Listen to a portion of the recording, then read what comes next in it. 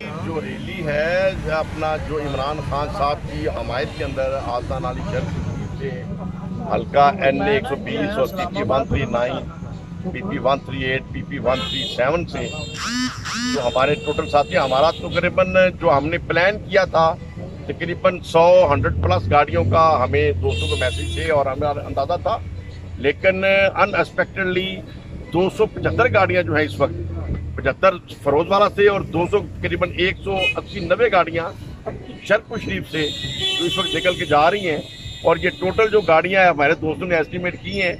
270-75 के करीब जो गाड़ियां हैं ये इस वक्त इस्लामाबाद की तरफ रवा दवा हैं, जो शर्फ शरीफ से जो काफिला जा रहा है और फरोज वाले से जो हमारे साथ मिक्स हैं। इसके अलावा तहरीक इंसाफ के कई दोस्त अपने अपने तौर पर जो निकले हैं वो भी बेशुमार हैं, सिर्फ हमारे हल्के से, ठीक है ना। और पूरे जिले के अंदर से जो मूवमेंट है वो भी बड़ी जबरदस्त नजर आ रही है। तो इससे नजर आता है कि लोग सच्चाई के साथ हैं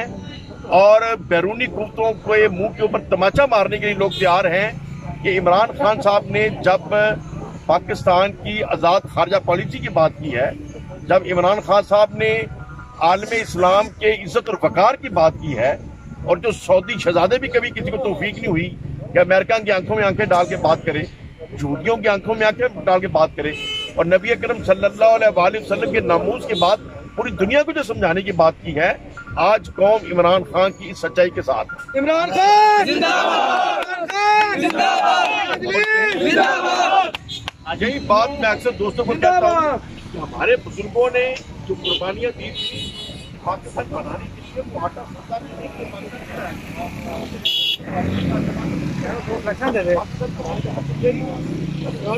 इख्तलाफात है। अगरचे मौजूदा हुकूमत की कुछ गलतियां हैं जिन गलतियों को आगाह करना चाहिए।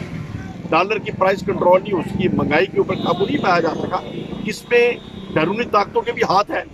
हमारी साथ ही कुछ गलतियां भी हो सकती। इनके ऊपर तो डायलॉग की जरूरत है, हुकूमत की इस्लाह की जरूरत, लेकिन हमें दुश्मन के सामने, गैरों के सामने अपने इत्तेहाद का मुजाहरा करना चाहिए। अगर मौलाना फजलुर रहमान साहब,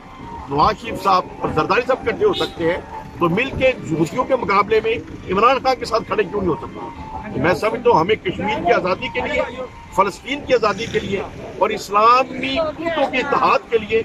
मिलके पाकिस्तान को आगे आना चाहिए। और पाकिस्तान ही वो खित्ता है जिसने आलम इस्लाम की जो है तर्जुमानी करनी है और आलम इस्लाम की क़यादत करनी है।